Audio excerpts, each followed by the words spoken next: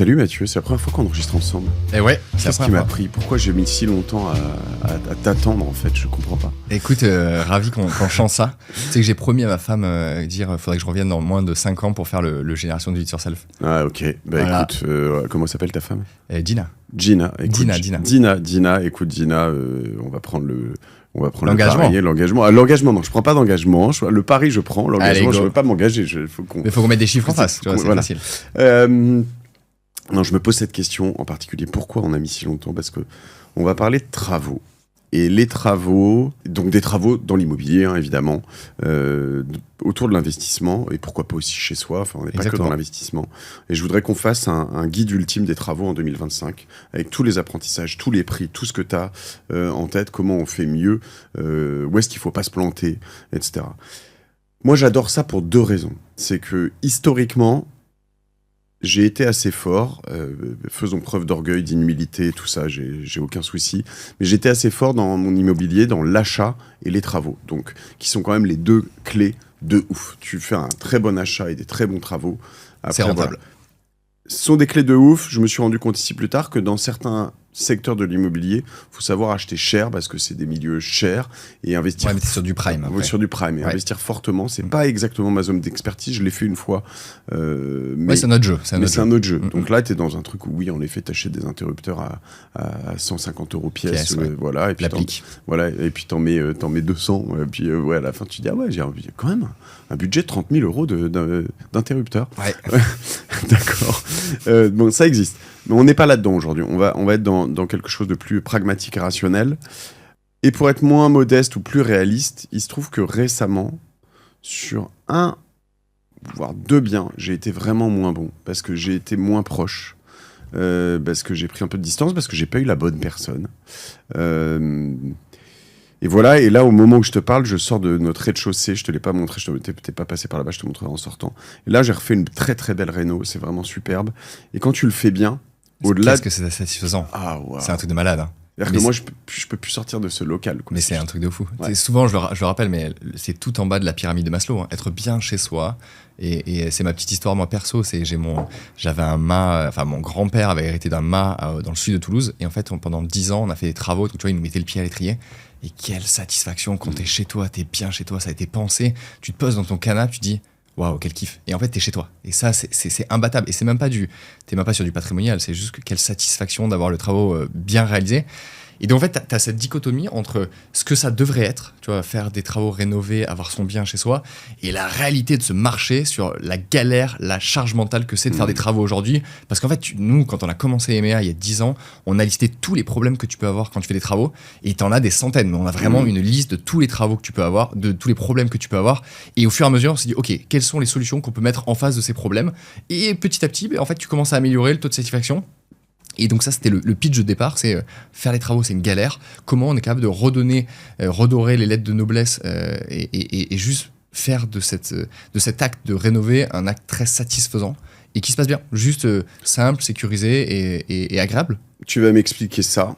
Tu m'as dit un truc intéressant qui me ramène aussi dans mon enfance. Ton grand-père, donc vous faisiez les travaux vous-même. Bah lui, il faisait toute la partie seconde œuvre. Donc les gros sujets, par exemple les permis, les trucs gros maçonnerie, charpente, il déléguait. Et donc en fait, on avait plein de galères quand il déléguait. Et puis tu avais tout le côté, tu vois, la peinture, l'électricité, la plomberie, le sol, etc. Ça, on le faisait nous. Et donc il a mis 10 ans à rénover son mât, parce qu'il continue à bosser. Mais la satisfaction de juste peindre un mur quand c'est bien fait, c'est incroyable. C'est ça. Et j'allais le dire, c'est peut-être un tout petit peu la base. Moi, là, une des raisons pour laquelle j'aime ça, j'aime plus du tout mettre les mains dans le cambouis parce que j'ai pas le temps, etc., etc. Mais en revanche, c'est que je sais faire. C'est-à-dire que j'ai fait beaucoup de, tu vois, enlever. Putain, je me suis fait tellement merder. Tu sais, ces machines pour balancer de la vapeur sur les murs pour enlever le papier peint. Ouais. Ça, je l'ai fait, mais à foison, faire du, comment on appelle ça derrière, Enduit. de l'enduit Ouais. et des belles peintures, etc. Ça, j'ai fait. Poser des papiers peints, je l'ai fait plein de fois. Je l'ai refait récemment. Ça m'arrange chez moi avec beaucoup de satisfaction avec ma femme, juste pour changer un mur dans la cuisine. Un mur, ouais, c'est ça. Et mais ouais, donc quand tu fais tout ça, tu te rends compte, j'ai un peu d'élec avec Mais en fait, mon tu te rends père. compte que c'est un métier. Ouais. Tu te rends compte que c'est un métier et on oublie, mais tu vois, coordonner des chantiers, c'est Bac+5, c'est du chef de chantier, c'est de l'archi, et même c'est du vrai artisanat, enfin, de la rénovation, c'est par définition plein d'aléas. Donc je vais pas te vendre que tu n'as pas d'aléas dans les travaux. La question, c'est comment cet aléa, tu le transformes en une gestion de projet où en fait, tu es capable de mettre les barrières à droite à gauche pour que ça évite de partir dans tous les sens. C'est ça en fait notre job chez EMEA. Mais le job que tout le monde devrait faire, indépendamment des EMEA, quand toi tu fais des travaux à titre perso, soit tu te fais accompagner par un maître d'œuvre ou par un assistant à maîtrise d'ouvrage ou par un courtier, soit tu le fais tout seul. Mais la question, et ce que j'espère qu'on va essayer d'aborder aujourd'hui, c'est comment tu enlèves ces sujets qui peuvent devenir des gros cailloux dans ta chaussure et comment en fait tu l'anticipes. Et si tu anticipes, la réalité c'est que tu as 90-95% des sujets que tu vas être capable de balayer. Malheureusement, il y aura toujours des aléas, mais par contre, si tu as bien anticipé ton projet, si tu l'as bien structuré en amont, ça va quand même rouler beaucoup plus. Ok, c'est le programme de toute façon. Dernière digression avant, est-ce que tu as vu un peu sur... Bon, tu vois un peu sur TikTok et sur Insta tous ces comptes qui émergent avec toutes les nouvelles manières de faire, les mecs qui kiffent, qui se font kiffer à faire des sols, à faire des machins. Là récemment j'en ai vu un, il montrait comment ils faisaient de l'électricité en Chine. T'as vu un peu comment ils passent les câbles dans les murs et tout, avec des couleurs, 3D, des trucs. C'est incroyable. Ouais, en fait, il se passe plein de choses et ce qui est dingue... Mais tout s'améliore en ce moment. Ça ouais, va plus tout. Vite, c'est mieux. Mais par contre, entre eux, et le BTP, ça c'est une frustration énorme, c'est que le BTP est un des secteurs les plus normés. Tu vois, tu as des normes AFNOR, tu as des DTU, tu as des normes de construction. Et heureusement. Heureusement, sauf qu'en fait, entre cette littérature qui existe et la réalité chantier, quand je rénove mon appartement, ma maison, en principal ou en secondaire, en fait, tu as une perte d'information monumentale. Et on pourra faire une petite digression sur l'AI, mais tu vois, la capacité à ce que des modèles AI lisent cette littérature et via une photo, ça capable de dire, bah, ok, je change, je dis une bêtise, ce mur porteur, quelles sont toutes les étapes que je dois suivre pour pas oublier et pour que je sois dans le bon niveau de qualité, etc. Bah, c'est des trucs malades, puisque une fois que les normes sont liées et ingérées, agrégées par l'AI, tu es capable, via une photo, de savoir quelle est la checklist pour changer mon mur porteur. Et donc, ça ouvre des opportunités assez dingues en termes de produits, en termes d'accompagnement, sans trop de surcoût. Ok, tu vas m'expliquer un peu tout ça, on va voir par où on commence, quels sont les plus gros problèmes. Maintenant, avant tout ça, tu as évoqué EMEA, donc c'est H-E-M-E-A, c'est la boîte que tu as fondée quoi, il y a 10 ans, tu viens de me dire? Il y a 10 ans, ouais, il y a en fait, 10 ans. 10 ans cette année. Et pourquoi tu es expert dans tout ça? Qu'est-ce que vous faites chez EMEA? Explique-moi en 2 minutes. Une minute. Une minute. Allez, donc moi je suis Mathieu Burin, ce que je dis, j'adore les travaux, j'adore la rénovation et je baigne depuis que je suis tout petit, depuis mes 5 ans. J'ai fait une école d'ingénieur, donc j'ai fait l'école spéciale des travaux publics. Donc je voulais vraiment monter ma boîte de rénovation, c'est un truc qui me plaît. Donc je me dis, quand j'étais avec mon grand-père, ok, comment on peut faire pour que ça devienne un métier? Parce que c'est quand même tellement satisfaisant. Est-ce qu'on peut en faire profiter le plus grand nombre? Donc ça, c'était assez dingue. Donc j'ai monté EMEA à 24 ans. Donc juste avant, j'ai fait mes armes chez Bouygues Construction. 2 ans, j'ai notamment rénové le stade Vélodrome. Et après, je suis allé en résidentiel très haut de gamme à Londres, donc très cool. Et après, j'avais trop envie d'entreprendre en me disant, ok, ce marché, il est cassé. La stat, c'est à 1 Français sur 2 qui n'est pas satisfait de tes travaux. Donc, ce qui est horrible, c'est statistiquement, quand tu commences tes travaux, tu as 1 chance sur 2 que ça se passe mal. C'est un truc de malade. Tu vas dépenser. Mais il y a une grosse raison pour ça. Bah, il y en a plein. Oui, il y en a une grosse, c'est que t'en fais 1 fois ou 2 fois dans ta vie. Alors, la stat, c'est tous les 12 ans. Ouais. On avait regardé un peu, donc c'est 1, 2, 3. Alors, peut-être ici, nos auditeurs, ce sera un peu plus. Oui. Mais en fait, le pire, c'est que quand tu ce que je veux dire, c'est que la courbe d'expérience, elle est 0. C'est pour ça que je dis ça. Exactement. Et même, tu vois, quand tu penses que tu as trouvé ce qui revient tout le temps, c'est oui, je pense que j'ai trouvé la bonne entrepreneur. Donc, en fait, je vais le garder sur mes 3 OP. En fait, le premier, il va faire un truc super dans les temps, dans les délais, au niveau de qualité. Déjà, le deuxième, il se fait un peu plus plaisir parce qu'en fait, ton niveau de prix, il est plus élevé et c'est lui qui va commencer à décider quand il prend ton chantier. Et en fait, le troisième, il faut arrêter parce que ça va mal se passer. Et ça, c'est la courbe d'apprentissage qu'on connaît. On avait fait une étude avec Capital. Ton surcoût quand tu fais du bouche à oreille, donc quand ton artisan est poussé par du bouche à oreille, c'est entre 19 et 22%. Parce que il vient avec ce côté, je suis de qualité, je suis quelqu'un de confiance. Et cette confiance dans les travaux, ça vaut 20%. Voilà. Donc ça, c'était un truc de malade. On avait fait une étude avec Capital, c'était dingue. Donc, pour prendre sur le... On va revenir là-dessus quand même. Pour prendre sur le pitch EMEA, le constat, c'est que c'est compliqué. Comment on est capable de créer en fait un courtier en travaux et en architecture nouvelle génération. Donc c'est vraiment, on prend par la main, on est un chef d'orchestre. Ok, donc j'arrive, j'ai un truc à refaire, je vais sur EMEA et je te dis ce que j'ai à refaire et tu vas me trouver la bonne personne. En gros. Alors, plus compliqué que ça, mais oui, en gros, en simplifié, c'est je simplifie, je sécurise et je garantis ton expérience de travaux. Donc, comment ça se passe? Tu as un chef d'orchestre chez nous qui sont des courtiers qui vont être capables de te prendre par la main. Donc, c'est exactement ça. Mathieu, qu'est-ce que tu dois faire? Tu dois rénover ton bureau, tu dois rénover ton appartement. Il va venir chez moi, ton courtier? Alors, premièrement, il va le faire en ligne et au téléphone. Donc, soit visio, téléphone. Tu as 1 demi-heure de conseils, comme ce qu'on va faire aujourd'hui, sur qu'est-ce que tu as à faire. C'est quoi ton budget? C'est quoi tes contraintes? Est-ce qu'il y a des sujets légaux? Est-ce qu'il y a des sujets de normes énergétiques? En ce moment, tu as quand même des gros sujets. Est-ce que tu as les ABF de France ou est-ce que tu as une copro qui peut t'embêter? Donc tout ça, on va le rentrer. En fait, on va te poser les questions qu'un architecte ou un entrepreneur devrait te poser pour structurer ton projet. On va regarder quels peuvent être les points bloquants. Est-ce que tu as des angles morts sur lesquels il faut qu'on travaille ensemble? Et après, on va dérouler, on va te dire, OK, en fonction de ce que tu nous as dit, en fonction du niveau de qualité que tu souhaites avoir, en fonction du niveau de gamme, donc de qualité des matériaux, voilà un budget à 10-15%. OK? Est-ce que ça te va? Oui, non. Et si ça te va, là, on va commencer à rentrer dans le process. Donc, on va affiner. Tu peux avoir besoin d'un architecte d'intérieur. Tu peux avoir besoin d'un bureau d'études pour faire une ouverture de mur porteur. Tu peux avoir besoin d'un MAR. Donc, MAR, c'est mon accompagnateur rénov pour tous les sujets de rénovation énergétique qui peuvent déclencher des aides de l'État. Et tu peux avoir besoin de boîtes RGE. Donc, RGE, c'est reconnu garant de l'environnement. Tout ça, c'est pour ça que je dis on est vraiment un chef d'orchestre.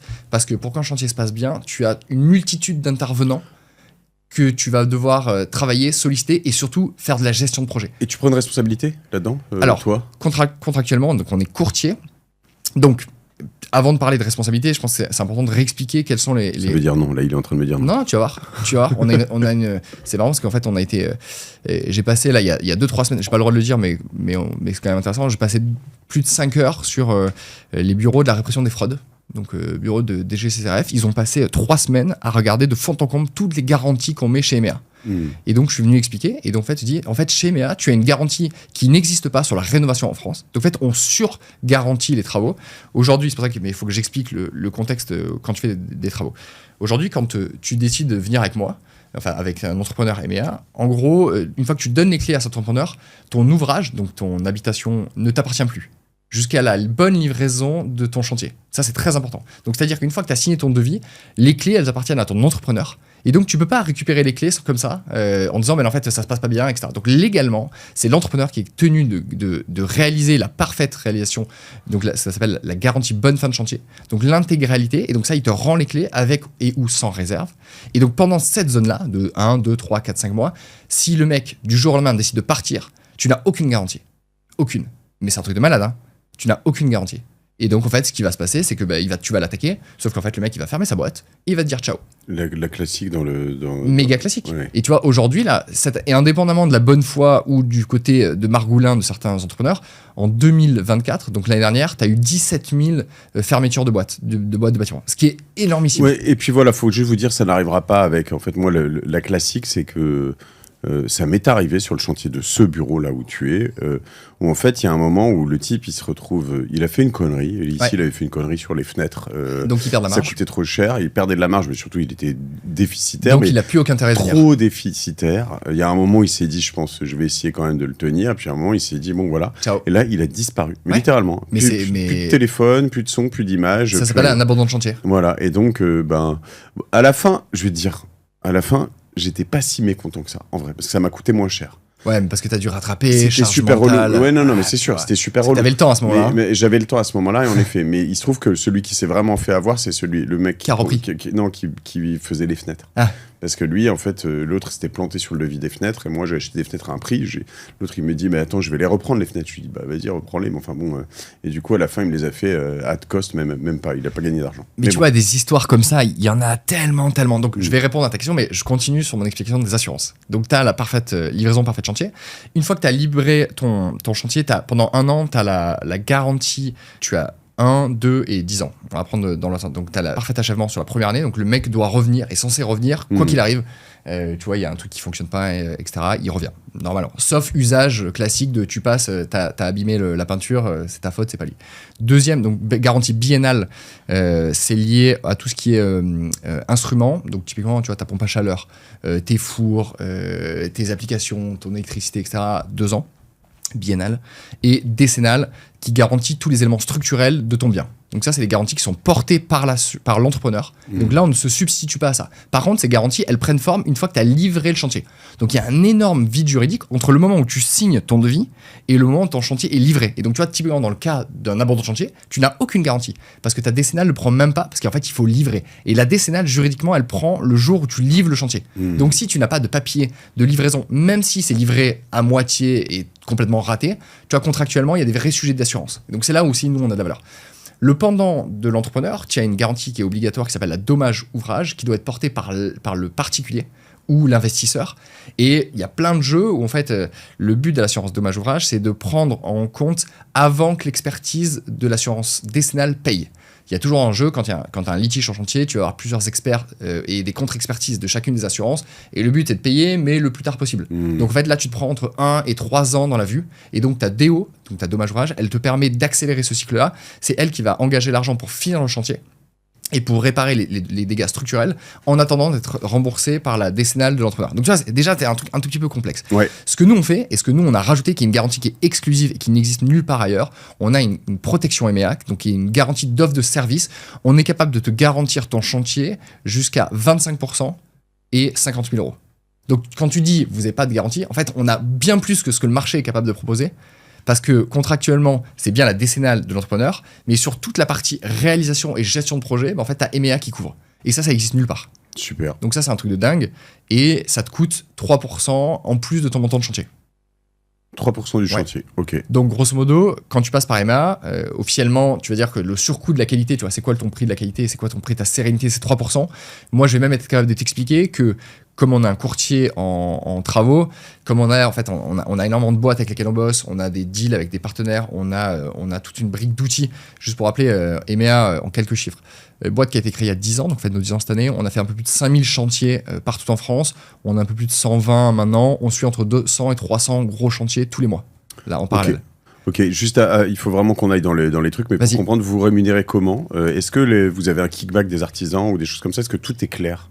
Alors, défini clair, parce que je vais rentrer dans le détail ici pour ceux qui nous écoutent. Donc, toi, en tant que particulier ou en tant qu'investisseur, tu as un surcoût de 3% qui correspond aux frais de service du courtier. C'est celui dont tu me parlais ici. Exactement.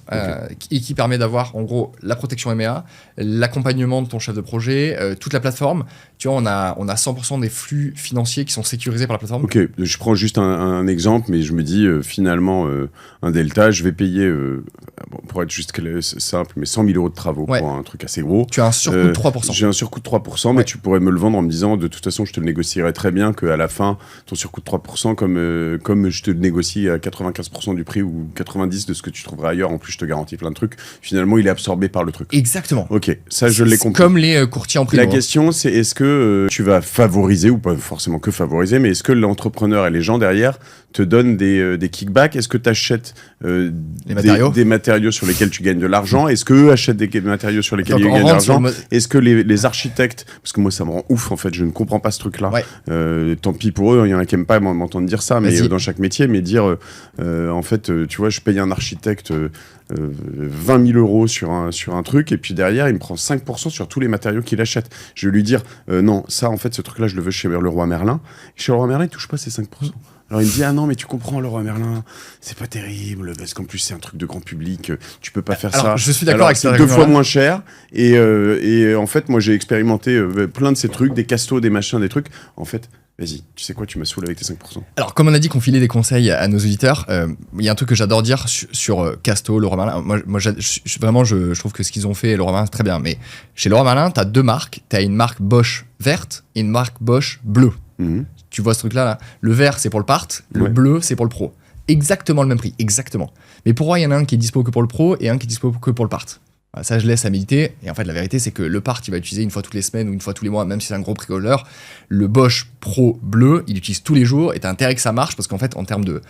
Mais là, tu parles des outils. Moi, je te parle. Oui, mais c'est le même prix. Ce que je dis, là où je suis pas d'accord, c'est qu'en effet, EMEA, bien évidemment, on a des prix. Quand tu fais ce niveau de volume et niveau de qualité, bien évidemment, on va négocier. On a des super marques avec des Atlantic, avec des Legrand, avec des Schneider. Toutes les marques auxquelles tu peux penser, on a des tarifs négociés. Mais parce qu'en fait, on amène plusieurs millions d'achats tous les ans chez ces marques-là. Donc en fait, on a même des deals de marketing sur lesquels, tu vois, moi, je m'engage à, si tu mets du matos électrique, des pompes à chaleur, je m'engage à ce qu'on priorise Atlantic. Mais pourquoi on priorise ? Parce que c'est français, parce que s'il y a des problèmes de SAV, c'est EMEA qui les gère, donc tu as intérêt à avoir du niveau de qualité plutôt que des marques exotiques où en fait c'est impossible à gérer le SAV et en fait ça te coûte super cher. Donc tu vois, tu as toujours ce sujet, comme moi je suis engagé sur les 10 prochaines années, je veux pas mettre ton gros E chez Leroy Merlin et le gros E que tu as chez Leroy Merlin ou le gros E que tu vas avoir chez CDO, mais c'est pas le même en fait. Et la réalité c'est que c'est pas le même. Donc désolé, c'est pas très plaisant. Donc oui, on a du kickback, par contre. Donc tu prends combien en moyenne de kickback ? C'est très variable. Tu vas prendre mais sur les matériaux, en fait, t'as un peu surtout. Mais la question, c'est combien de toi t'économises ? Parce que moi, si, regarde, je te fais le pitch. On achète. Moi, j'aime bien juste, pardon, je suis chiant là-dessus, Mais vas-y. j'aime avoir La réalité derrière. la réalité. Je te Est-ce prends un que à exemple la concret. fin, sur le kickback, en tout cas, quand tu me rends ma facture, mon devis, Ouais. je sais combien t'as gagné. ou Non, pas. tu sauras pas combien tu as gagné, mais moi, je sais combien je t'ai fait gagner. Donc, je te prends un exemple très concret. Chez MEA, on a quelqu'un qui s'appelle Alain Dinin, qui est le président fondateur de Nexity. Il est au conseil d'administration de EMEA. Il se trouve que Nexity, il pose un certain nombre de cuisines chaque année chez une boîte qui s'appelle Woodens, qui est le leader au UK, qui est une super boîte. En termes de qualité, t'es sur la densité, t'es à 600. Donc, tu vas être le niveau d'un Cuisina ou d'un Schmitt. Sauf que comme on en sort des dizaines de milliers par an, le prix que EMEA va avoir, tu vas avoir une réduction entre 20 et 45. La question, c'est toi, combien tu vas la payer? Toi, par rapport à un équivalent de ces marques que j'ai citées, tu vas gagner entre 15 et 20%. Donc en fait, oui, EMEA va se prendre entre 15 et 20%, mais toi, client final, tu vas aussi bénéficier de nos tarots négociés. Et c'est là où c'est intéressant. C'est qu'en fait, toi, tu as un meilleur prix, moi, j'ai un meilleur prix. Et au final, la question, c'est ça le but. Bon, ok, la seule limite que je peux mettre à ça, c'est que si à un moment je te dis, moi j'aimerais une cuisine Ikea parce que je m'en fous et j'ai pas envie de ces Tu trucs-là, tu peux, mais peux. souvent je peux avoir un conseiller qui lui se dit, oh putain, je vais pas prendre mes 15%. Ouais, mais Ça si saoule. Et donc il va me dire, T'as raison. non, mais Ikea, c'est vraiment pas terrible, alors que la cuisine Ikea, elle fait le Mais job. c'est fine. Ouais. Si t'es investisseur, c'est fine. Ce que moi je te dis, c'est que pour le même prix que celle Ikea, donc tu vas vérifier ton prix Ikea, c'est pas vrai, 5% plus cher ma Woodens, en termes de qualité, t'es 3 fois mieux. Tu fais ce que tu veux. Je sais pas ce que ça veut dire 3 fois mieux, je demande à En voir. termes de densité. Non, En termes de- On peut rentrer dans le détail. Hein. Non, mais t'as une densité de caisson. Non, mais tu vois, si tu veux Non, rentrer, mais bien sûr. tu regardes ta densité. Faut regarder toi, Mais ton après, c'est caisson. toujours pareil. En fait, c'est toujours pareil. C'est que, en effet, il y a certaines cuisines que tu vas garder 15 ans ou 20 ans. Moi, je te prends l'autre exemple. On m'a dit, il y a 7 ans, quand j'ai fait ici le plancher, le sol, là, on m'a dit, il faut que tu prennes du Target. Il y a pas moyen de faire autre chose. C'est ce qu'il y a de mieux, je sais pas quoi. Ouais. Et puis, je dis, bah non, tu vois, il y a T'as envie de prendre autre 350 chose. mètres carrés. Je suis allé voir chez, justement, le Roi Merlin. J'ai vu un truc. J'économise, je pense, sur le truc 20 000 balles, je pense. Tu Ouais, vois, sur le donc c'est total. énorme. Et ils me disent, ouais, mais tu verras, dans 10 ans, ça fera Ouais. pas le machin, ça tiendra pas. Le truc, il a 7 ans, il a pas bougé. Et le truc, pour aller à l'étape d'après, c'est que 10 ans plus tard, en fait, ton parquet, t'en as ras-le-bol et tu veux le changer. Donc, Exactement. C'est vrai que ça dépend. avoir un parquet qui dure 48 ans ou 72 ans, tu vois, voilà. Alors, je reprends pour essayer de donner des conseils pour Oui, il comprendre. faut qu'on revienne dans le... Non, mais ça nous va. Tu vois, il y a plein de choses à dire. Mais tu vois, chaque élément que tu soulèves, c'est génial parce qu'en fait, c'est notre expertise. Et donc, quand tu achètes ton matos, est-ce qu'il faut acheter son matos ou pas? Parce que tu peux te dire que même, tu vois, tu as des ventes privées maintenant. Donc, tu pourrais dire que tu as des affaires que tu peux faire. Il faut savoir que t'appelles le quand- matos, c'est le... les persos. fournitures. Non, Les les fournitures, fournitures. ouais. Tu vois, Ouais. la peinture, le revêtement de sol, les Ouais. robinetteries, etc. Il faut savoir que si tu l'achètes, ça veut dire que toi, déjà, tu payes une TVA à 20. Donc ça veut dire que tu es aussi responsable de la logistique et donc tu es responsable de ta garantie biennale. S'il y a un problème, si par exemple il gondole, tu vois, je te prends l'exemple concret du parquet. Le parquet, tu es censé l'entreposer 3 semaines à température ambiante où tu le poses. C'est les règles DTU. Ouais. Encore une fois, tu vois, le DTU, si tu veux être assuré s'il y a un pet sur ton parquet, tu dois être capable de justifier que tu as passé 3 semaines avant. Appartement parisien, mais c'est impossible, Tu ne peux pas stocker 3 semaines ton parquet à température ambiante dans un truc où t'as pas de stockage. Non mais Je on en a eu. comprends. Donc en fait t'as tout ce jus-là. Si c'est toi qui le prends, l'entrepreneur va te rebalancer ta Mais moi, responsabilité. Je pense qu'il faut pas que ce soit toi qui le prenne. En revanche, moi qui le prenne. Enfin, en tout cas, moi, Ah oui, voilà, tu peux demander à l'entrepreneur de le en régler. revanche, ce que je dis, c'est juste, tant qu'à faire, ton entreprise, ton architecte, etc. L'archi, il y a un archi avec qui ça s'est très mal passé, chez moi en l'occurrence. Je lui ai dit, je veux pas que tu prennes de kickback. Mais en revanche, je suis prêt à te payer plus cher. C'est-à-dire que je comprends que je vais te couper un petit bout de machin. Je veux pas que tu prennes de kickback, ni sur les entrepreneurs, ni sur Et pourquoi ni sur tu les as dit ça matériaux. Parce que je veux qu'on soit aligné sur les intérêts. Le skin in the game, l'alignement d'intérêts, pour moi, ça va par-dessus tout dans 100% toute d'accord. la finance. Donc, moi, si je sais qu'il prend un kickback, il va pas forcément m'orienter vers le bon entrepreneur. Ce qu'il a fait, d'ailleurs, il a essayé de m'orienter vers quelqu'un d'autre Oui, qui était plus cher, où il se rémunère. Carrément. Et donc, je lui ai mis un de mes entrepreneurs dans les pattes. Le mec m'a dit, écoute bien Mathieu, le mec m'a dit, il m'a rappelé, il m'a demandé d'augmenter le devis. Parce qu'il rajoute ça comme. Ou son Il m'a dit, c'est pas assez cher, je comprends pas, etc. Machin. Et derrière, en fait, j'ai vu deux, trois choses où sur les matériaux.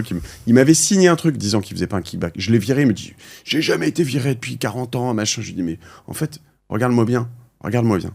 Tu m'as vraiment pris pour un con. Ouais, tu m'as dit que tu dégages. dégages. Ouais. Voilà.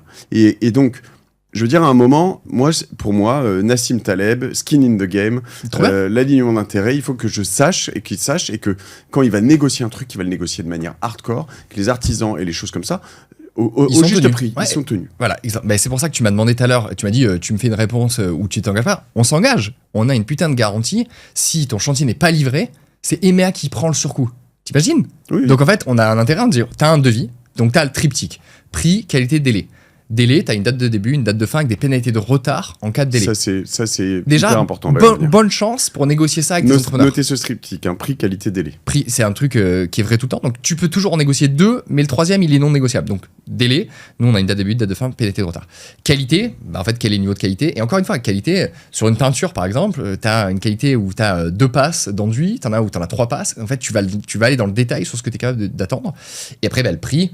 Quel est le prix juste en fonction des matos que tu mets. Et donc c'est pour ça que je te dis, en fait, nous, on a créé des réponses à chacun de ces 3 points, parce qu'au final, oui, je vais te regarder dans les yeux, je te dis, EMEA, prends du kickback. Parce que c'est pas avec avec toutes les garanties, toutes les plateformes, on a beau avoir levé 15 millions d'euros avec des super investisseurs, c'est pas avec 3% qu'on gagne notre vie. Par contre, moi, je sais exactement que tu vas nous consulter, on est courtier, donc consulte-nous, va faire ton job avec ta boîte, et reviens chez nous. Qui est-ce qui te garantit 25% de ton chantier? Qui est-ce qui te met une plateforme digitale où il n'y a personne qui a fait ça sur le marché? Tu vois, il faut quand même se dire, plateforme digitale, quand tu signes ton devis, tu n'es qu'au début de l'histoire. Tu vois, les gens, ils pensent qu'ils ont fait une bonne affaire. Ah putain, j'ai chopé 10%, j'ai 10 000, tu vois, 100 000 euros, j'ai 10 000 euros de moins sur ce gars-là. Ok, mais t'as quelle garantie de résultat? Parce que c'est cool qu'ils soient à 90. Combien de clients sont revenus en train de pleurer, hein, en disant ah ben finalement mon devis il a dépassé. Mais bien sûr il a dépassé. Le prix c'est pas ça. Donc, en fait, Voilà, sachant que très vite, selon les choses, le mois de retard, il peut te coûter 500, 1000, 2000, 20 000 euros. Enfin, moi, en fonction des montants. Voilà. Mais tu vois, Donc, sur en un effet- appart parisien, c'est vite 2, 3, 4 000 euros le mois. Mm. Donc tu vois, ton 2-3 mois qui décale, tes 10 000, t'y es. Donc en fait, ton opération, tu l'as plantée, ton niveau d'énergie, t'es dégoûté. Parce qu'en fait, il faut gérer l'anticipé, il faut aller prendre des hôtels. Galère, tu vois. Ok. Comme les histoires de Non mais, quel est le coût de ta charge mentale sur tes travaux? Il est énorme. Moi, j'y passe, tu vois, encore ce matin, là, juste T'as autre chose avant à faire, que non j'étais en train. Oui. Après, c'est des choses, j'aime bien Après, la tu finition. t'aimes. Ouais, Mais ok, on commence par quoi alors? J'ai jamais fait de travaux, Mathieu, j'arrive. Ouais, on est déjà à la moitié de l'épisode. Ah, moi j'ai le temps, mais je t'avais dit que ce serait long. Hein. J'ai jamais fait de travaux. Quel est le premier point à regarder? Donc je suis nouveau. Donc la phase la plus importante sur des travaux, c'est la planification. Donc c'est grosso modo, pose-toi toutes les questions que tu dois te poser sur les travaux. Donc maintenant, tu as des outils qui sont très cool, notamment ChatGPT. Hein. Ouais. J'achète un appartement de 100 mètres carrés, que ce soit de l'invest ou de la RP.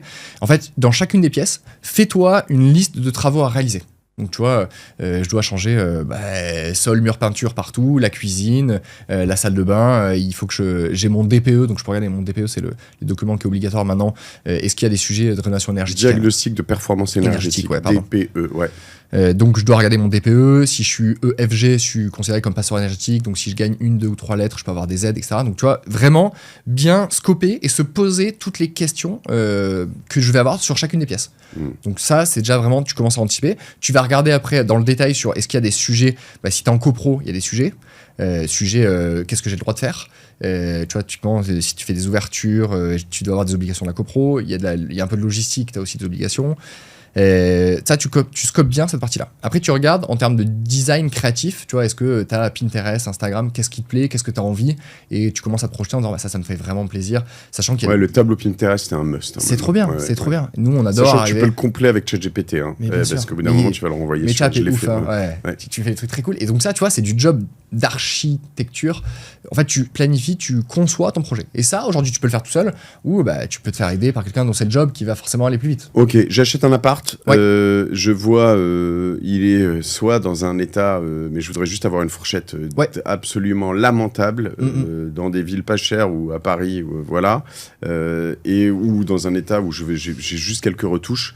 Combien ça coûte des travaux? Donne-moi un truc simple. Des ranges. Donc, rénovation vraiment light, où tu as un petit coup de peinture, tu as un petit coup de frais, un petit coup de peinture, un petit coup de rénovation énergétique parce que tu es obligé, sinon tu peux pas louer, entre 500 et 700 le mètre carré. Ok, donc t'as acheté... Là, t'as rien. C'est un coup de pinceau plus un petit coup de clean.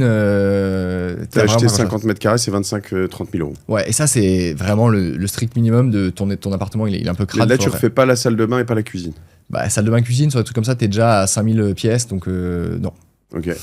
Tu passes déjà à rénovation pas complète, mais rénovation, tu vois, entre 800 et 1200. Ok. Tu commences à être un peu plus, mais c'est pas une lourde, hein, c'est complet. Après, t'as lourde et après, t'as réhab. Ok. Donc là, je parle, alors toujours pareil, il y a une grosse différence de prix, une grosse Donc, variation de prix. Light, lourde, complet, réhab. Ou c'est light, Non, lourde, réhab. light, complet, lourde et réhab plus. Ok, quoi. ok. Réhab plus, c'est tu cures tout, t'enlèves tout. Et après, une grosse variable, pareil, je donne un peu des chiffres pour que les gens ils puissent se projeter. Sur une base 100, tu vas avoir à peu près 60% qui est de la main-d'œuvre et 30 à 40% qui est du matériau. Ok. Donc tu vois, ça permet. Donc quand tu prends des matériaux du mitigeur, tu peux avoir un mitigeur à 100 € et tu peux en avoir un à 500 ou 1000. Hein. Donc forcément, t'as une grosse différentielle. Là, les prix que je vous donne, c'est du confort, donc bon rapport qualité-prix. Ok. Mais quali quoi. Et réhab, donc Entre si je vais à l'autre bout, je cure tout, c'est-à-dire Ouais. que j'enlève les lecs, 1500-2000. j'enlève les salles de bain, les cuisines, Tout. j'enlève les fenêtres, Ouais, tout. j'enlève tout. Tu isoles, tu mets une pompe à chaleur entre 1500 et 2000. Je refais éventuellement des chambres ou des murs. Ou Tu non, peux c'est- redistribuer, etc. Ouais, tu peux. Ok. Entre 1500 et 2000. 2000, c'est le max. Non, c'est pas le max. Rapport confort, donc Ok. rapport qualité-prix. On te fait des OP sur Paris qui est entre 3 et 4000. Mais Ok. sky is the limit. Hein. Enfin, tu te Mm. mets du marbre partout, je peux aller beaucoup plus loin. Mais encore une fois, nous, on a toujours une approche patrimoniale chez MEA. On te dit, en fait, on veut que ton coût d'achat de ton appartement, avec tous les frais notaires, etc., plus tes travaux, en gros, ce combo des deux, t'arrives à un prix du marché. 500 € à 2000 €. En France, pas que Paris, c'est à peu près ce à quoi faut t'attendre. Ouais. Ok. Après, affiner, enfin, tu vois, là, tu Ok. m'as demandé une. Non, mais je j'ai- dis juste, c'est intéressant pour ceux qui n'ont pas l'habitude, c'est pour ça que je te demande Mais ça, c'est Mathieu. fini, hein. Il y a 5, 6, 7 ans, les agents IMO te disaient 1000 € le mètre carré, t'as un truc cool. Laisse tomber, hein. On s'est pris en 5 ans quasiment 30% d'inflation. Et je pense qu'avec toute la lame d'IA qui va se passer, la complexité et au fait toutes les défaillances de boîtes, la complexité administrative qui est en train de peser sur les boîtes, ça les fait chier tous, hein, les entrepreneurs, les artisans, tous ces trucs de rénovation énergétique qui changent tout le temps. Et en fait, tu vas avoir une lame de fond les travaux ne vont faire qu'augmenter. Ok. Donc, en gros, on va se dire, sauf si c'est vraiment très très light, 1000, 1500, c'est la réalité, quoi. Aujourd'hui, c'est la réalité. Ok. Si t'as des trucs à faire. Très clair. Et ça, on n'est pas qu'à Paris. 1000, 1500, c'est. En fait, tu t'arrives à la baisser. main-d'œuvre, elle est. Que si tu me dis c'est 50-60, en fait, Ben voilà, tu vas baisser de 15-20%. Donc si Ouais. t'es au fin fond de Saint-Etienne, tu peux trouver. Désolé, hein, j'ai mon pote Stéphane, à chaque fois je me fous de sa gueule, mais en fait, il faut comprendre aussi quel est ton prix de ton foncier. À Saint-Etienne, tu peux acheter encore du foncier entre 500 et 1000 €.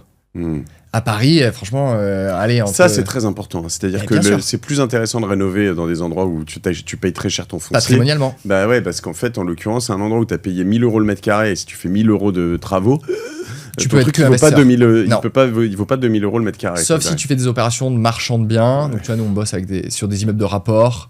Ok. T'as des dispositifs fiscaux qui existent, sur lesquels nous on est très sollicité. Enfin, t'as le de Normandie qui est le remplaçant du Pinel.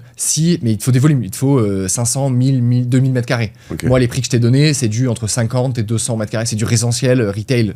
C'est toi et moi, Très quoi. On va shooter les points les uns après les autres. De toute façon, les gens viendront t'appeler ou chez EMEA ensuite pour avoir Avec d'autres plaisir, choses. Et on va essayer d'aller assez vite, comme on vient de le faire. Le marché des artisans. Comment choisir un bon artisan, Mathieu? Alors, tu fais une due deal. De la même Ok. façon que quand tu regardes un produit Tu fais une financier. compète, déjà, non? D'abord, tu fais une consultation. Ça s'appelle une consultation. Ça, pareil, hein, tout ce qu'on vous dit, vous utilisez pas que ChatGPT. Gemini fonctionne très bien. Le Claude, mode projet, Claude, etc. Ou Mistral, ouais, vous avez tout ça chez chacun. Un mode projet, vous rentrez un peu tous vos paramètres. Ils Vous savent dites, faire. Fais-moi un devis avec une demande complète de ce qu'il faut faire dans mon appartement. Je vais me faire engueuler en disant ça, hein, mais je suis courtier en travaux ou je suis architecte. Est-ce que tu me fais ma to-do list qu'il faut que je fasse en phase préachat, en phase structuration d'artisans. Ok. Et donc, moi, j'essaie de vous redonner les aimants, mais Donc tu appelles pas ça une compète, t'appelles ça une consultation. Une consultation. C'est le thème T'en architectural. demandes à combien 3, 4 Ouais, minimum 2 pour que ce soit cohérent. Et tu les trouves où Alors, chez mes. Chez EMEA, très bien. Je peux te dire comment. Non, mais je te dis comment chez MEA on fait. Et après, à toi de te débrouiller. Et encore une fois, tu vas voir quel est si tu veux le faire tout seul et où tu veux trouver des gens dont c'est le métier et qui vont forcément le faire mieux, avec un plus efficace, plus structuré. Comment on fait chez MEA? Et moi, je vous donne notre grille de lecture. On a plus de 30 critères, mais je vous en donne les 4-5 principaux sur comment je trouve un artisan de qualité. En tout cas, comment j'enlève les red flags pour les artisans. Parce qu'en fait, le reste, je ne sais pas. Principalement, et nous, on recommande de bosser avec des boîtes qui ont minimum 2 ans. Pourquoi? Parce que tu as un énorme jeu sur les 2 premières années, tu n'es pas obligé de payer ta TVA ni ton URSSAF. Donc tu ne sais pas si le mec est réglé ou pas. Et en fait, tu joues trop, selon nous. Donc en fait, c'est les règles Bouygues Construction. On a rappliqué les mêmes, tu fais ça. Une fois qu'ils ont 2 ans, tu vas demander assurance décennale. Donc tu vas valider que l'assurance décennale, elle couvre l'entièreté des lots sur lesquels tu dois travailler. Très important. Ok. Attestation URSSAF, donc attestation de vigilance, savoir que les gars qui sont payés, ils sont bien déclarés, et attestation de TVA. Là, déjà, tu fais un premier level. Après, tu vas sur le côté plus qualitatif. Tu vas regarder les avis clients qu'il a en ligne, Google Avis, Trustpilot, House, tous ces sites-là. Et tu peux demander, et moi, je recommande de se déplacer, c'est ce qu'on fait chez MEA, déplacer chez les entrepreneurs pour aller voir comment ils bossent. Tu vois, ça prend du temps, hein, mais tu demandes des références et t'en demandes plusieurs. C'est des gens à qui tu vas filer des dizaines de milliers d'euros, donc a priori, le temps, tu dois le prendre. Mais sauf qu'en fait, les gens ne le font pas. Tu vois, je suis sûr que tu l'as fait ou trop vite. Jamais, voilà. Évidemment.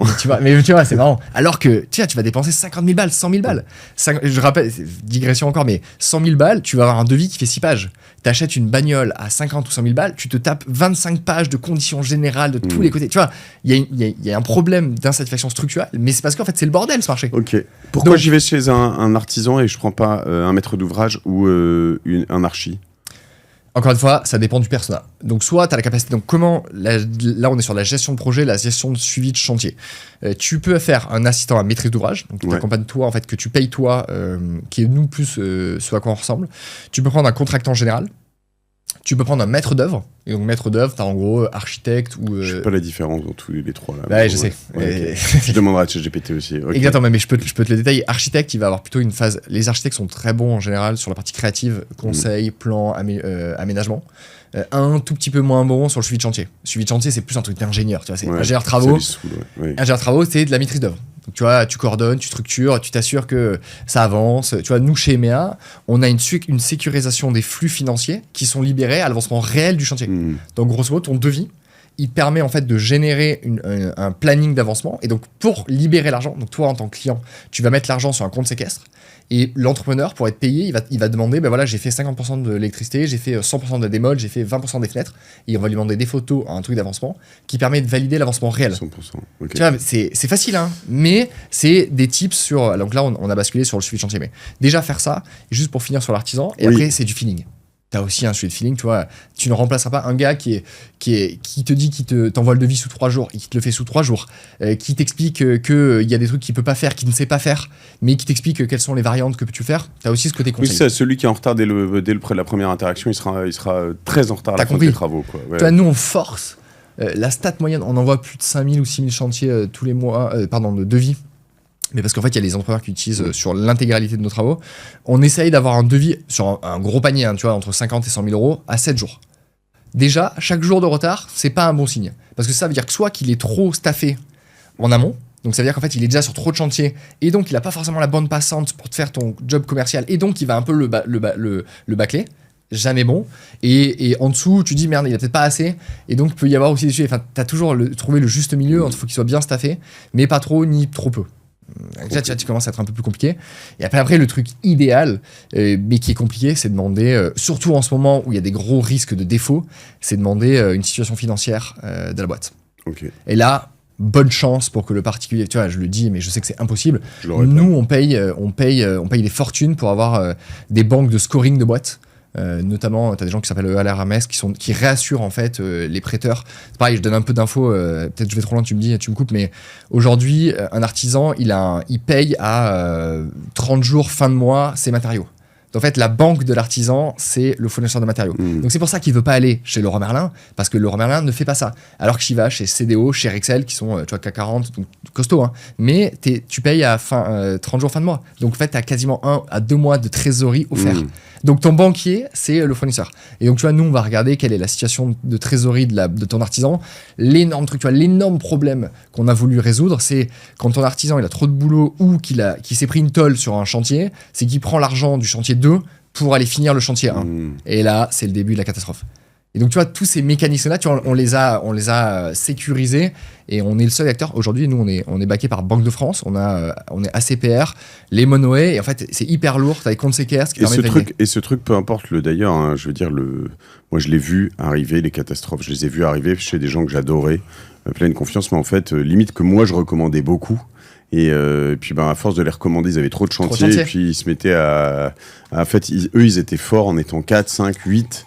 Mais quand ils ont 4 chantiers, 5 chantiers en parallèle, ça fonctionne plus. En fait, ils avaient trop de monde, ils avaient besoin de trop d'équipes. Et puis en fait, t'as les fameux, sans rentrer dans dans aucun racisme ou quoi que ce T'as soit, des tailles mais de chantier. t'as les Marocains, t'as les Tunisiens, t'as les Algériens, t'as les gars de l'Est, j'ai eu des Polonais, j'ai eu des Ukrainiens, En fait, t'as les Portugais, puis en fait t'as des teams comme ça, puis en fait ils vont aller chercher des gens autour. Ils ont des puis tailles de chantier. Tu sais pas trop si les mecs sont payés ou pas payés, tu sais pas trop d'où ils viennent.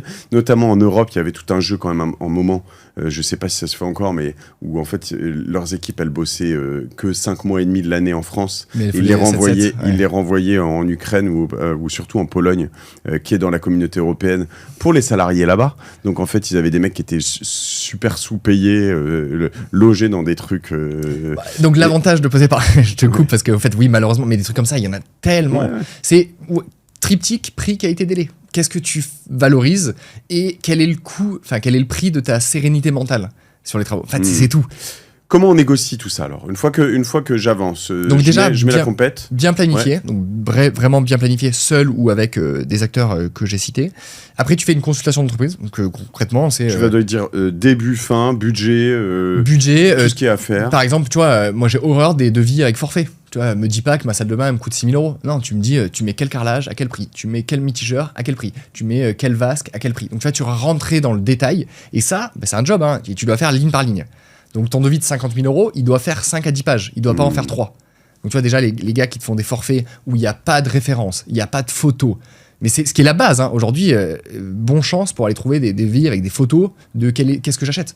Ça existe quasiment pas. Tu vois, nous, on a levé un peu d'argent et donc ce qui nous a permis de développer une plateforme numérique, c'est pour ça qu'on se dit courtier en architecture et rénovation nouvelle génération. Le but, c'est de dire, on a cette plateforme qui nous permet d'être plus productif, plus efficace. Et en fait, au lieu qu'ils passent 3 semaines à faire les devis, ils passent 2, 3, 4 jours.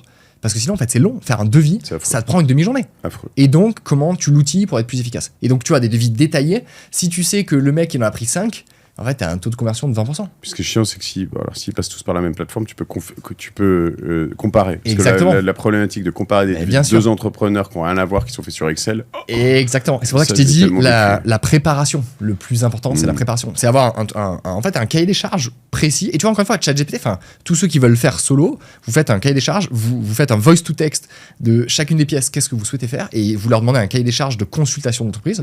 Et en fait, il va vous faire le job.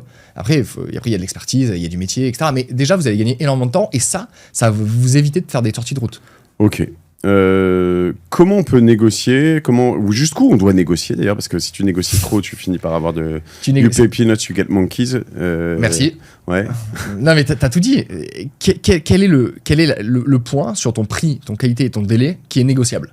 Si ton prix et en tout cas le cash que tu es capable de sortir, c'est ta variable d'ajustement, mais forcément ton chantier va durer plus longtemps. Oui, il va être moins bien en qualité. Oui, en termes de qualité, tu vas baisser ta qualité. Mais c'est OK. Si ton seul critère, c'est j'ai 50 000 €, faut absolument rentrer dans ces 50 000 €, bah on va le faire. Il y a des cas où tu as quand même aussi potentiellement, alors j'aime pas trop tirer cette corde parce que j'ai été moi-même prestataire de service, mais il y a des cas où tu as une équipe disponible. Exactement. Donc ça c'est le yield management. Je veux dire, je prends ça dans une agence digitale comme je dirais ici, Cosa Vostra. Il y a des moments où j'avais 3-4, une phase de creux, quelqu'un qui me demande de faire un site internet ou un machin là maintenant. Je suis prêt à commencer maintenant. J'étais prêt à me couper un demi-bras pour lui dire, pas un bras entier, mais un demi-bras pour lui dire. Tu fais tourner tes équipes. Ouais. Mais en fait, du coup, tu joues sur le côté délai. En fait, ça commence demain. Ouais. Donc tu vois, en fait, c'est toujours un jeu de vase communicant. J'aime mieux quand ça commence demain. Mais ça veut dire qu'en termes de prix, tu seras pas forcément moins cher. Tu vois, donc c'est une équipe. Nous, on bosse avec des investisseurs. Aujourd'hui, tu empruntes sur les marchés avec des plateformes de crowdfunding entre 10 et 12% annuels. Donc en gros, tu vois, si je te fais gagner 3 mois sur ton année, en fait, je te fais économiser 3 à 4% de ton financement. En fait, c'est des calculs. Tu fais ton Excel et tu regardes qu'est-ce que tu valorises. Ton mois de loyer à Paris, c'est 2 000, 3 000 € en fonction de ce que tu fais. Donc tu vois, c'est juste un équilibre de l'engagement délai. Si 3 mois, ça me coûte combien ? Et voilà. Après, donc tu as des conseils sur la négo quand même, des petites choses. Rentrer dans le détail. Vraiment, rentrer dans le détail. Tu dois spécifier chacun des trucs. Si on te dit, je te mets un mitigeur, ok, c'est quel mitigeur ? Tu me mets un gros E, je cite Groé parce qu'on bosse beaucoup avec eux, ou Hans, qui sont très bien, qui sont les deux frères allemands, mais je veux exactement quelle marque, une photo et un engagement de couleur. Les toilettes, les machins, les trucs, quelle marque de toilette, quel machin, quel lavabo, quel évier, quelle fenêtre, quel interrupteur évidemment, Toutes les fournitures doivent être spécifiées et nous, tu vois, chez Mea, on est à l'aise. C'est pour ça que je te dis, on prend un kickback, donc on se rémunère parce qu'on a du volume, mais je suis très à l'aise. Le prix que je vais t'offrir, il est meilleur que celui que tu vas avoir en direct. Donc en fait, je suis à l'aise. Tu vois, en fait, on est win-win et c'est aligné. Par contre, moi, je te dis que je vais te mettre il y a des magnifiques Mitcher cuisine. Je te mets la photo, je te dis, ça coûte 450 €. Moi, je te recommande de le faire. T'as vu la gueule de mon mitigeur cuisine dans le bureau là? Ouais, bah, faut juste que tu le resserres, ça. Ça, je sais pas faire. Je te montrerai les outils. J'adore bricoler. Mais c'est très simple. Et en fait, tu structures tout ça parce qu'au moins, une fois que tu sais la référence, il y a pas de ça dépend, ça dépasse. Non, je t'ai demandé ça, tu mets le prix en face. Après, la difficulté là-dessus, c'est que dans les travaux, tu as beaucoup de choses auxquelles tu n'as pas pensé et que quand tu fais ça, tu te rajoutes tout. Tu as des add-ons en permanence. Bien sûr, mais c'est pour ça qu'il y a des gens comme Emea existent, tu vois, ou des architectes. En fait, ce job de chef d'orchestre, tu peux pas tout savoir. Et ce qui est très dur, c'est qu'en fait, tu as toute l'info, mais on pourrait passer des heures sur chacune des phases. Tu vois, la phase préparation de chantier, la phase de vie, la phase de suivi de chantier. Tout ça, en fait, tu as des grosses phases. Ok. Donc ça, c'est une expertise. Rapidement, on va essayer de voir décoration, aménagement aussi, si tu as des choses à voir. Le pilotage à distance et 2-3 petites choses. On a vu les tendances de prix en 2025. Si je veux juste être on l'a dit, hein, le temps, notamment, la rapidité d'exécution peut être vraiment quelque chose de... Il y a 2 raisons pour ça. C'est que déjà, tu perds moins de temps avant de le mettre en location ou d'y habiter, donc de louer autre chose. Tu as la liquidité qui va plus vite. Tu as la charge mentale, tu as raison. Et puis, tu as aussi le fait que quand tu vas plus vite, plus fort, souvent tu payes moins cher en fait. Parce que tu vois, si tu fais des travaux pendant 6 mois avec les gens qui sont dessus. Mais en fait, plus c'est long les travaux, plus ça fait chier le voisinage. Enfin, en fait, c'est des nuisances. Les travaux sont des nuisances. Donc en fait, moi je considère qu'en général, quand tu es dans une optique d'investisseur, il vaut mieux moins marger, mais aller plus vite et ressortir plus vite. Et même en termes de crédibilité, tu vois, par rapport aux banques de crowdfunding ou whatever, ces gens-là, si tu es capable de dire, l'OP, je te la sors en 6 mois au lieu de 9 ou 12, mais tu as quand même une crédibilité. On valide que tu fais de la marge, tu es capable d'avancer. Donc tu vois, en fait, ce truc-là, il est bien valorisé. On bosse beaucoup plus depuis 2 ans avec des investisseurs. Parce que tu vois, les investisseurs, les marchands de biens notamment, à chaque fois, ils se disaient, mais j'ai mes boîtes, qu'est-ce que je vais me faire chier à payer un peu plus cher et tout. En fait, ils se sont rendus compte qu'ils sont tous pris d'étole, tous, depuis 2 ans. Et donc, en fait, le niveau de qualité et la garantie de résultat, aujourd'hui, t'as personne en France sur de la réno qui est capable de l'offrir. Et il y a un secret où si je veux faire un Blitzkrieg être super efficace, est-ce que déjà c'est combien de temps? J'achète 100 mètres carrés que je fais entièrement, ça peut durer 3 mois? Achat inclus ou pas? Non, parce que t'as déjà une fois que j'ai les clés. Ouais, en fait, si tu mets plus d'équipes, oui. Mais si tu veux mettre, par exemple, tu peux mettre une équipe ou 2 équipes. Alors là, on rentre dans les tailles. Tu vois, typiquement, ça dépend de la taille de ça. En fait, t'as des corps d'état. Tu as une salle de bain, tu peux difficilement la faire en moins d'1 semaine ou 2 parce qu'en fait, tu peux pas mettre à la fois le plombier, le plaquiste, le mec qui fait le carrelage et l'électricien en même temps parce que c'est trop petit. Pareil pour la cuisine. Mais après tout le reste, oui, si t'as 2 équipes, il y en a un qui fait les 3 chambres et l'autre qui fait le salon pour le revêtement au sol, ça va beaucoup plus vite. Et t'as un ratio d'1 pour 2 assez vite. Donc en fait, c'est encore une fois triptyque. Si tu veux optimiser tes délais, si tu veux 2 équipes, ça va te coûter 5, 10, 15% plus cher. Mais si tu le livres 3 mois avant et que tu sais tellement jamais ce qui se passe, tu vois, là, avec la crise immobilière qui descend, ceux qui ont fait leurs travaux en 2021-2022, il valait mieux qu'ils payent 5% plus cher de travaux, mais qu'ils aient fini 3-4 mois avant, plutôt qu'ils se tapent des trucs où il y a eu des défaillances de boîtes, etc. et où le marché s'est pété la gueule. Donc tu vois, en fait, tu sais jamais. En général, il vaut mieux raccourcir les délais parce qu'en fait, t'as plus de sérénité et tu maîtrises. D'accord. Donc des travaux, c'est quoi? On va dire 1 mois minimum. Ça dépend ton prix, ça dépend de ton volume de travaux. Tu fais vraiment que de la peinture. Mais sur un 100 mètres carrés? Ouais, 2 mois. 50. 1 mois, ça dépend ce que tu as à faire. Si c'est une grosse rénovation lourde. Non, je dis minimum, c'est-à-dire si. Si c'est juste un coup de peinture et tu changes ta cuisine, non, en 2 semaines, c'est fait, quoi, 2-3 semaines. Ok.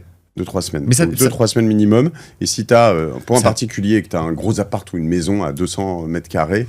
Entre 3 et 6 mois. 3 et 6 mois. 6 mois maximum. Encore une fois, ça dépend. Enfin, tu vois, je peux pas te répondre, ça dépend. Parce que c'est du diagramme de Gantt. Donc en fait, tu as des choses qui peuvent se paralléliser et tu ne peux pas, par exemple, attaquer l'électricité tant que tu n'as pas fini les placos, le hors d'eau, hors d'air. Donc tu vois, il y a des choses que tu peux avancer et mettre 10 fois plus de gars. C'est possible. C'est comme tu prends, c'est la vanne sur, tu prends 2 femmes, ta grossesse elle dure quand même 9 mois, tu vois. Et pourtant t'en as 2. Voilà. Oui, tu peux pas la diviser par 2. Tu peux pas la diviser par 2. Donc c'est exemple de, il y a des choses que tu peux diviser, mais ça structure en amont avec un conseil et qui va te prendre par la main. Ok. Rénovation énergétique. Aujourd'hui, il y a beaucoup de leviers là-dessus. Tu parlais du DPE. Ouais. Qu'est-ce qu'il faut comprendre là-dessus? Il y a des aides, des subventions, de la fiscalité. Est-ce que tu peux faire des choses rapidement? Qu'est-ce que ça change? Alors, nous, on adore ce qu'on appelle les passoires énergétiques. Donc, je rappelle, les passoires énergétiques, celles qui sont en G sont aujourd'hui sorties du parc. Donc, si tu as un DPE en G, tu n'as plus le droit de louer ton appartement. Et donc, forcément, tu as des travaux. Et après, si tu achètes des passoires énergétiques, en gros, tu dois être capable de négocier à ton achat le coût des travaux. Donc, finalement, si les travaux ne te font pas peur, ou si tu passes par des boîtes comme EMEA, où tu vois, nous, on adore faire ça, c'est là où tu fais les meilleurs OP. Parce que plus tu es agressif et plus tu as le temps d'être agressif sur le bien et donc l'achat initial, parce que même tu vois sur Paris, tu achètes un bien à 500 000 euros, donc tu vois 50 mètres carrés, 10 000 euros, tu vas mettre 50 000 euros de travaux, tu as quand même le bien si tu négocies 10-15%. Le différentiel de valeur verte, les chiffres exacts on pourra les remettre, mais en gros tu estimes entre 5 et 20% la surcote en fonction des lettres que tu gagnes. Donc un bien qui est G, il perd en moyenne entre 15 et 20%. Ok. Et un bien qui est plutôt ABC, il peut monter.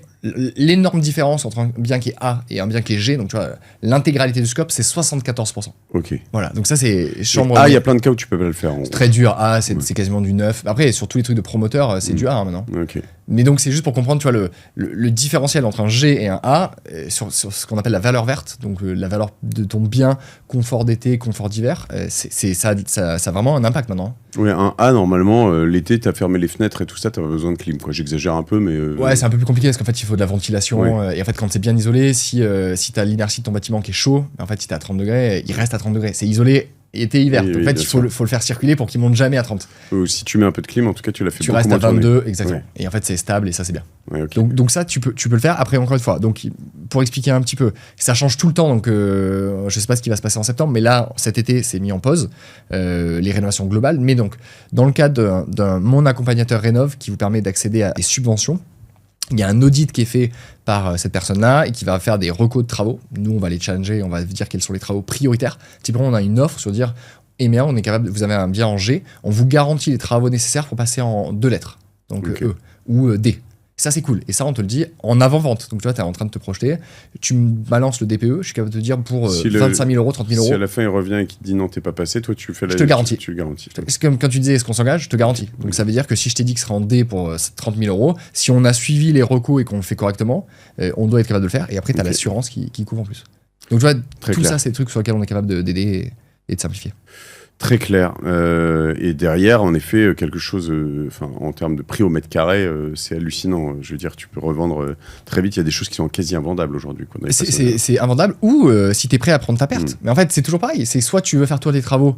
La réalité, c'est que nous, ce qu'on voit, en tout cas sur les 5000 chantiers qu'on a fait, et on a 40-45%. Cette année, on va dépasser les 50% de travaux qui intègrent des travaux de rénovation énergétique. Donc, tu vois, la lame de fond, elle est quand même sensible. En gros, ouais, aujourd'hui. Sur les... Ouais, maintenant, tu vois, les agents IMO qui pensent qu'il n'y a pas de sujet de travaux de rénovation énergétique, dans un cas sur deux, quand il y a des travaux, il y a de la rénovation énergétique et donc de l'administratif, du chef d'orchestre à faire. Insupportable, l'administratif. Bah ouais, mais en fait, et ça va être de pire en pire. Ça vous le gérez? Bah oui, c'est ça, c'est aussi notre job. De t'accompagner là-dessus, de te prendre par la main pour sécuriser ce truc-là. Et donc, sur cette partie-là, en fait, nous, on va te recommander les travaux. Et nous, on a vraiment, encore une fois, un truc patrimonial. Je veux que si je te fais 40 000 euros de travaux, que ton bien, tu l'achètes à 500, je veux que les 500 plus 40 plus frais de notaire, au final, en sortie, t'es au prix du marché, voire mieux. Ok. Clair. Bon, après, il faut que j'achète bien quand même pour aller là-dedans. Faut toujours acheter bien. Décoration, aménagement. Quels sont les travaux prioritaires? Ouais, parce que toi, nous, quand on parlait tout à l'heure du prix au mètre carré, là, c'était hors déco et aménagement, on est d'accord, hein. Donc, tu as 2 travaux. Il y a plein de stats sur le marché pour y retrouver. Il y a 2 pièces ultra importantes qui ont un ROI de 100%, je crois. Cuisine, salle de bain. Ah, j'allais y venir, ouais, parce que je me disais, le reste, en fait, finalement, tu laisses des murs blancs. Enfin, j'exagère, mais... Tu fais clean. Si c'est propre, t'es pas obligé de faire des murs blancs. Je donne un petit conseil sympa. Au lieu de faire du blanc, vous faites juste un très léger beige. Okay. Très léger. Ça coûte pas plus cher. Et en fait, ça crée une petite différence en termes de teint. Et c'est beaucoup plus joli. Et en plus, c'est beaucoup moins salissable. Okay. Donc, si vous nettoyez, c'est plus facile. Digression faite. Donc, ouais. Cuisine et salle de bain, c'est vraiment les 2 trucs qui sont importants. Moi, je rajouterais, avec tu vois, l'expertise qu'on a, je rajouterais chambre suite familiale. Ouais. Si t'as la capacité de faire ça, avec un petit dressing ou un machin petit dressing, la petite le meuble vasque un peu joli, enfin tu vois, aux chambres d'hôtel. Ça change vraiment parce qu'en fait, les parents ils se projettent et donc ça, c'est chouette. Et après, séjour, au final. Mais maintenant, on a quand même de plus en plus séjour, cuisine, ça devient de plus en plus ouvert. Donc, truc à l'américaine. En fait, tu te projettes. Donc, en fait, tu es capable de pas négocier si la salle de bain elle est clean, donc où madame, principalement, elle passe du temps, suite parentale et chambre à vivre. Attention, madame, les Statistiquement, ok. Statistiquement, c'est plus long. C'est pas ça chez moi. Ouais, moi non plus. Ok. Donc ça, c'est les bonnes recos. Autre conseil que je donne tout le temps, la peinture. Tu vois, tu m'as dit peinture blanche. Moi, je vous dis pas peinture blanche. Okay. Jouez avec les couleurs, vous pouvez faire plein de choses. En revanche, t'embarques pas dans des trucs exotiques où tu vas mettre un mur noir, un mur bleu marine, un machin. Ça, tu peux le faire chez toi, mais en revanche, pas pour Mais tu vois, un pan de couleur, par exemple, tu peux sur la peinture, tu peux jouer avec tu vois, un pan de couleur sur une chambre. En fonction de où tu mets ta couleur, au plafond, la tête de lit ou les deux côtés, tu peux créer des ambiances. Et en fait, juste un pan de mur de couleur, ça fait tout de suite un truc beaucoup plus cool. Alors que ça t'a coûté strictement rien de plus, et ça fait tout de suite un peu bosser. Okay. Tu vois, donc c'est des petits tips comme ça qui fait que ça rend sympa. Donc on travaille très fort, ok, on a compris. Hein. Et l'archi, tu vois, sur sa partie de déco, est-ce qu'un architecte intérieur qui pense, la question que moi je donne tout le temps, c'est est-ce que prendre un archi, ça va vous faire gagner 1 ou 2 mètres carrés ? Voilà. Et donc après, en fonction du prix au mètre carré, si vous achetez à Paris, c'est un no-brainer. Moi, je comprends pas les gens qui font encore des travaux à Paris sans archi. Vraiment, il n'y a aucune logique économique. Et les histoires de, tu vois, Tiny House, Tiny Apartment, Thierry Vignal qui est venu ici, est-ce qu'il y a des trucs pour valoriser un bien alors ça c'est peut-être, j'allais dire sans se ruiner, mais l'archi ça coûte très vite cher. Mais non, regarde, tu vois, je reprends le 50 mètres carrés qui est le truc, alors on n'est pas que parisien, mais le parisien il est plus simple parce que c'est des petites surfaces qui sont chères. Ouais, donc forcément, tu fais gagner 2-3 mètres carrés. Tu vois, un exemple que j'ai en tête là, juste un lit, bah, tu vois par exemple un lit que tu mets sur un système de coffre. Tu mets des rangements partout en dessous. Tu peux avoir une tête de lit où tu mets des rangements un peu jolis. T'avais Plume que t'avais aussi accueilli. En fait, ça, juste ces petits 1 mètre carré par-ci par-là que tu mets qui devient du rangement, en fait, c'est survalorisé. C'est mais bien sûr. Mais trop bien. Raison. Et donc, tu vois, en fait, tu vas payer 2, 3, 4 000 euros ton archi. Oui, c'est 2, 3, 4%, mais en fait, c'est tellement rentable. Les distributions, sur les vieux haussmanniens où il y a des trucs en étoile, tu peux t'amuser à tout redistribuer. Et en fait, voilà, il faut se dire, est-ce que je vais gagner 1, 2, 3, 4 mètres carrés parce que c'est pas bien fait, parce qu'il y a trop de passages, et est-ce que j'optimise ? Super intéressant. Des idées à petit budget pour valoriser un bien sans se ruiner ? Je sais pas. T'en as plein, mais c'est encore une fois, c'est trop dur. Sur du studio, c'est pas pareil que sur du 50 mètres carrés. En tout cas, sur une cible investisseur qui va faire du studio T1, T2, grosso modo, les rangements, c'est vraiment des no-brainers. Les rangements, tu as raison. Là, c'est un des trucs que j'ai pas fait dans ma dernière... je l'ai fait dans une à Colombes, et dans celui du 18e, j'ai pas assez surélevé les lits, mis des coffres partout. Il te faut des coffres partout, et en fait, c'est du rangement. Le rangement, c'est nécessaire. En fait, les gens d'hôtel, ils ont compris. Ouais. Exactement. Et donc, surtout, alors ça dépend. Si c'est du RP, c'est différent de si c'est de l'investissement, mais les chambres d'hôtel, il y a quand même beaucoup de choses qui sont bien pensées. C'est pour ça que j'aime bien le côté suite familiale. Tu vois, tu comprends comment c'est pensé pour que ce soit joli, design, mais que si tu veux le mettre en location Airbnb 90 jours par an ou te barrer l'été et le louer, en fait, ça mène du cachet. Et donc même si tu veux le revendre, ça amène du cachet. Mais il faut le penser en long terme. Dans mes foirades récentes, j'ai eu une réno complète, justement à 80 mètres carrés dans le 18e, là.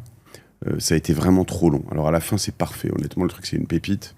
Mais ça m'a coûté 120 000 euros pour 80 mètres carrés. Donc tu dis, bon, ça dépend 1500 euros du mètre carré. À faire, ouais. Non, mais il y a tout. Il y a 2 salles de bain de plus, la cuisine. Enfin, je fais 3 salles de bain, une cuisine.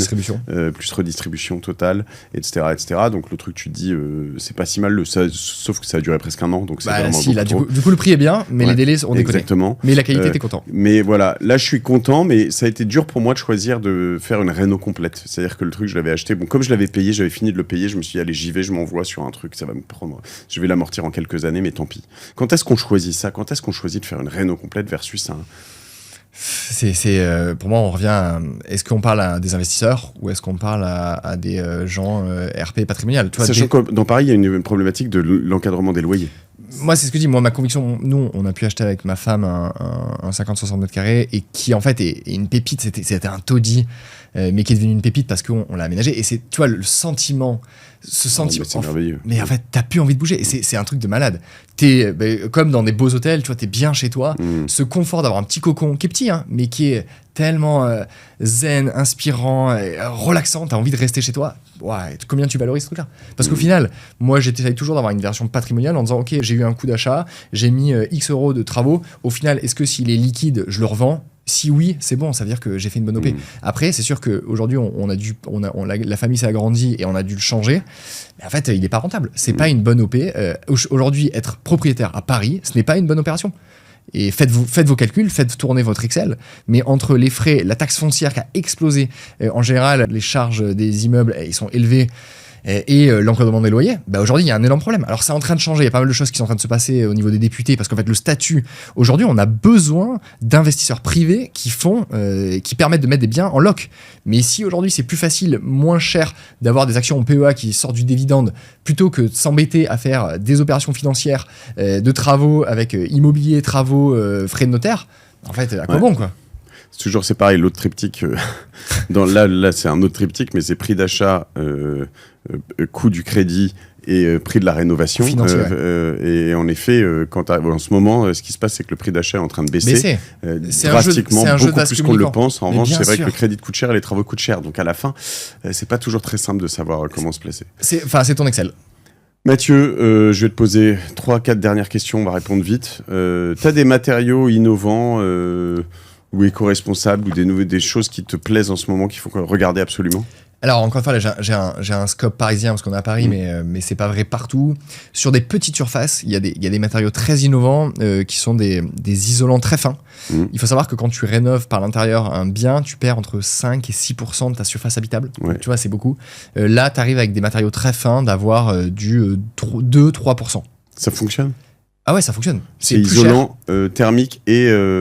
Thermique, principalement thermique, mais aussi phonique. Et c'est vraiment du super... Ouais, c'est top. Ouais, ça s'appelle comment, tu sais où? On vous donnera ça. Et en fait, il y en a plein et ça change. Et, bref, je suis sûr qu'on les trouve aussi chez Laura Merlin. Tu les trouves. Merci Laura. Chez Casto, pardon, d'ailleurs.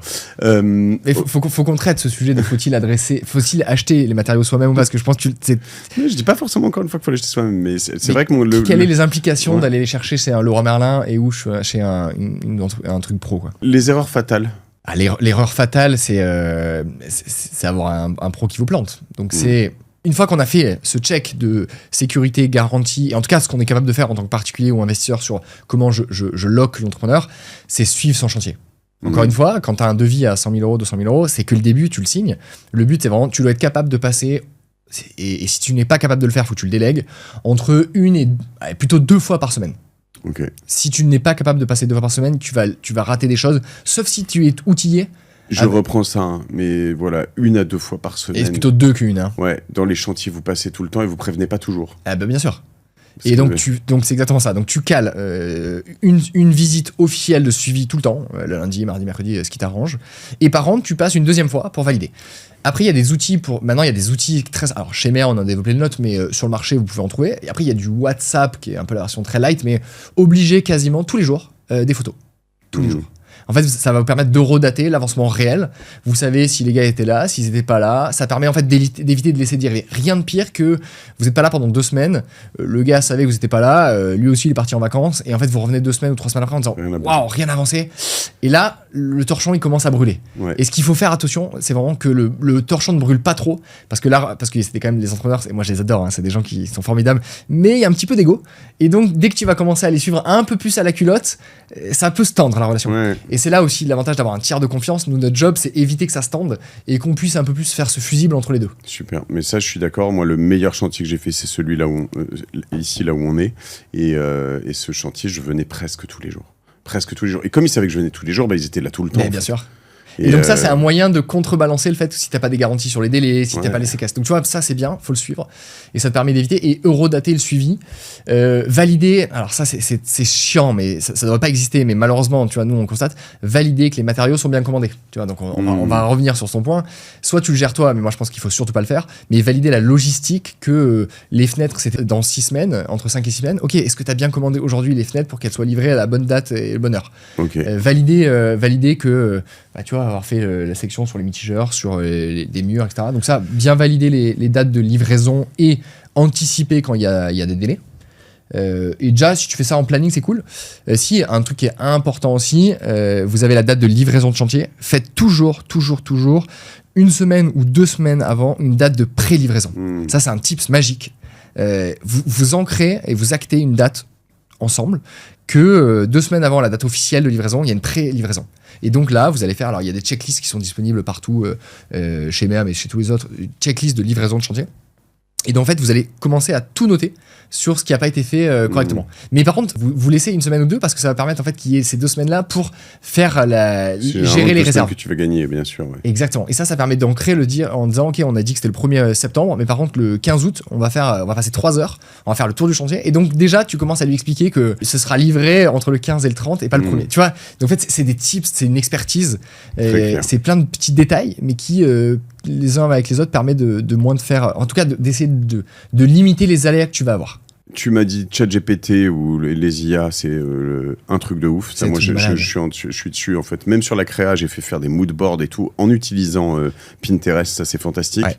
T'as d'autres logiciels ou des plateformes pour piloter ces travaux ou des solutions d'estimation automatisée, des choses comme ça? Alors tout ça, on l'a chez nous. Estimation automatisée, c'est gratuit chez nous. Enfin, il y a beaucoup de conseils qu'on offre qui sont inclus chez nous. Hein, donc n'hésitez pas à nous consulter. Les comptes séquestres, ça n'existe pas. Vous avez des apps. Ah non, ça n'existe pas ça. Ok. Et le financement des travaux, sinon, ça se finance aujourd'hui des travaux par la banque? Ouais, bien sûr. Donc soit tu le fais en crédit immobilier, qui est quand même une option qui est la plus maligne quand tu es dans le cadre d'un crédit immo. Tu as des prêts-travaux, mais qui sont quand même un peu chers. Tu as des éco-prêts et des éco-prêts à taux zéro. Ça, c'est très intéressant si vous êtes dans le cadre de rénovation énergétique. Okay. Très intéressant. Mais c'est pareil, en fait, le problème, c'est que tous ces trucs-là, tu as tellement de margoulins qu'en fait, c'est de la paperasse et de l'administratif. Donc, encore une fois, déléguer. Okay. Ah oui, déléguer.